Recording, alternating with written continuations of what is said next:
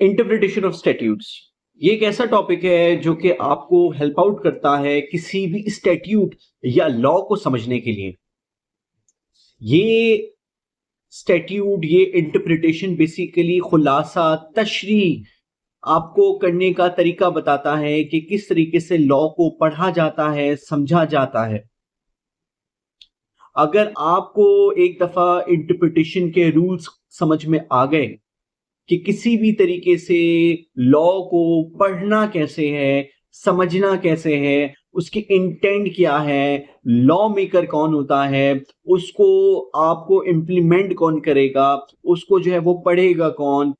तो ये आपके लिए लॉ के स्टूडेंट्स के लिए बहुत ज्यादा आसान हो जाता है बहुत सारी चीजों को कैटर करना। जैसे कि हम अगर किसी एक लॉ को पढ़ते हैं और लॉ को पढ़ने के बाद हमें ये सबसे पहले जहन में पता होना चाहिए कि ये जो लॉ बनाया गया है ये पार्लियामेंटेरियंस ने बनाया है, लॉ मेकर्स ने बनाया है। ठीक है जी, लॉ मेकर्स ने ये जो लॉ बनाया होगा वो किसी ना किसी मकसद के तहत बनाया होगा, किसी ना किसी प्रॉब्लम को रेक्टिफाई करने के लिए बनाया गया होगा, या कोई मसले मसाइल होंगे उनको उनकी रोकथाम के लिए बनाया गया होगा। ठीक है जी।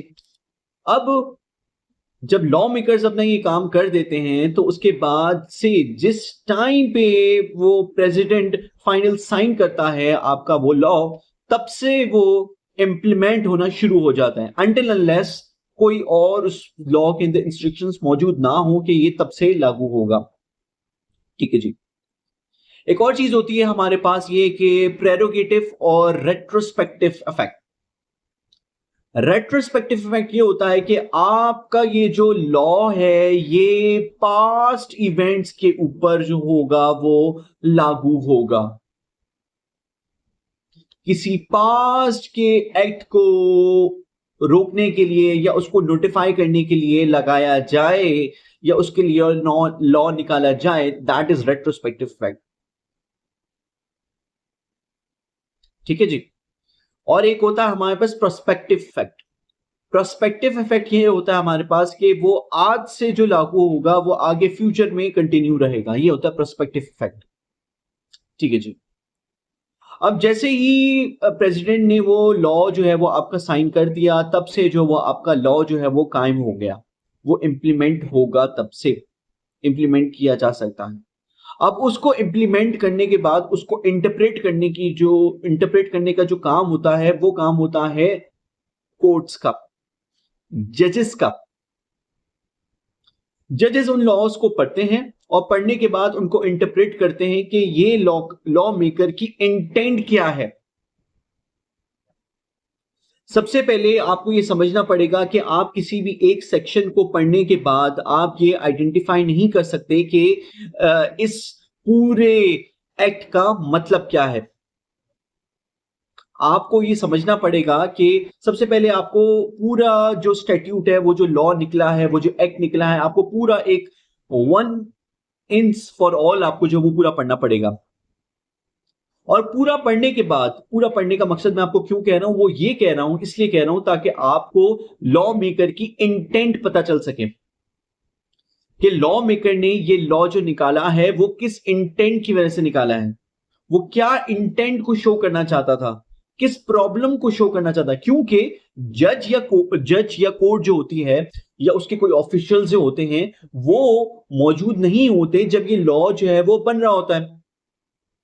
तो अदालतों को और जजेस को जो है वो खुद ही जो है वो इंटरप्रेट करना पड़ता है वो पूरा लॉ को पढ़ने के बाद कि लॉ मेकर की क्या इंटेंट थी, किस वजह से जो है वो ये लॉ जो है वो बनाया गया।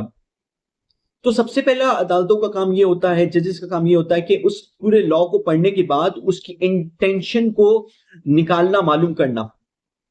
ठीक है जी, इंटेंशन मालूम हो गई।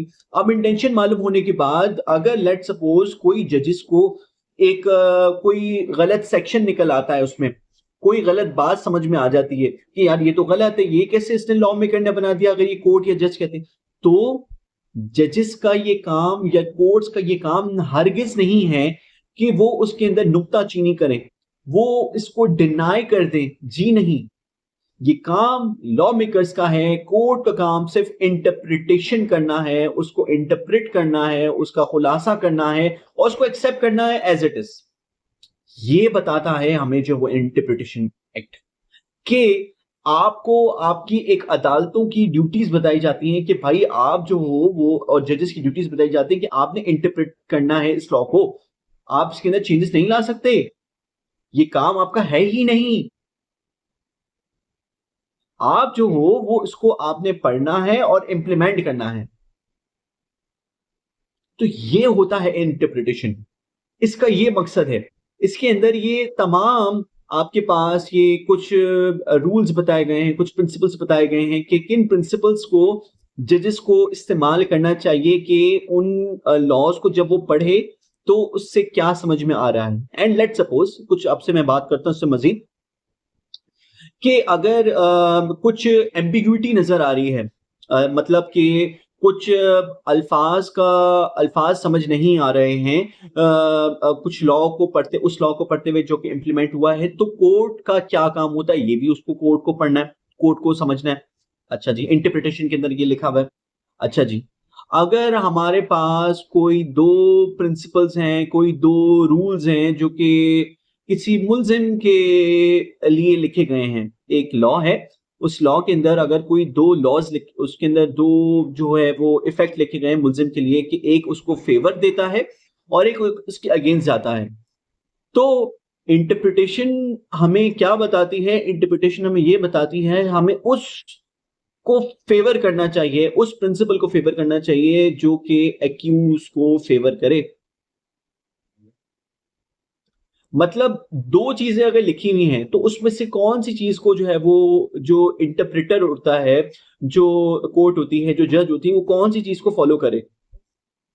जो लॉ मेकर्स होते हैं वो तो आपको एक प्लेनली आपको पूरा लॉ बना के दे देते हैं, लेकिन ये काम जजेस का होता है, कोर्ट्स का होता है कि वो किस चीज को इंप्लीमेंट करें। ऐसा नहीं होता कि अगर इसमें जो वो पनिशमेंट जो वो रिगरस इम्प्रिजनमेंट लिखी हुई है तो उसको रिगरस इम्प्रिजनमेंट जो है वो क्योंकि लॉ मेकर ने लिख दिया है, बना दिया है, तो तो अदालतें और कोर्ट दे दें। जी नहीं, अदालतों ने अपना दिमाग को इस्तेमाल करना है, लॉ मेकर की इंटेंट को समझना है कि ये प्रिवेंटिव है, प्रोहिबिटरी है, क्या है। उस मकसद को समझने के बाद उसके तहत, मतलब एक आप ये कह सकते हैं ये एक एक एक ऐसा खेल है जो कि लॉ मेकर ने बना दिया है और जजेस को और कोर्ट्स को जो है वो खुद पढ़ के जो है वो समझना है, जानना है, मानना है कि इसके अंदर क्या लिखा हुआ होगा और अपनी एक सोच डेवलप करनी है। कोर्ट्स ने, अदालतों ने, जजेस ने एक सोच डेवलप करनी है कि यार अब मैं क्या करूं इन फैक्ट्स एंड सर्कमस्टेंसेस के अंदर। मेरे पास दो रूल्स है, तो कौन से रूल्स जो है वो मैं अप्लाई करूं। तो इंटरप्रिटेशन एक बहुत ही दिलचस्प एक सब्जेक्ट है जिसके अंदर आप जो है वो ये लॉ को समझना सीखते हैं। तो ये सबसे पहले एक बेसिक सब्जेक्ट है, अगर आप इसके ऊपर कमांड हासिल कर लेंगे तो आपको बहुत ज्यादा आसानी होगी बाकी के कोई भी फ्यूचर में जो लॉ होगा उसको पढ़ने में, क्योंकि इसके अंदर मजीद आपको जो है वो जनरल क्लॉज एक्ट के बारे में आपको पढ़ने को मिलता है।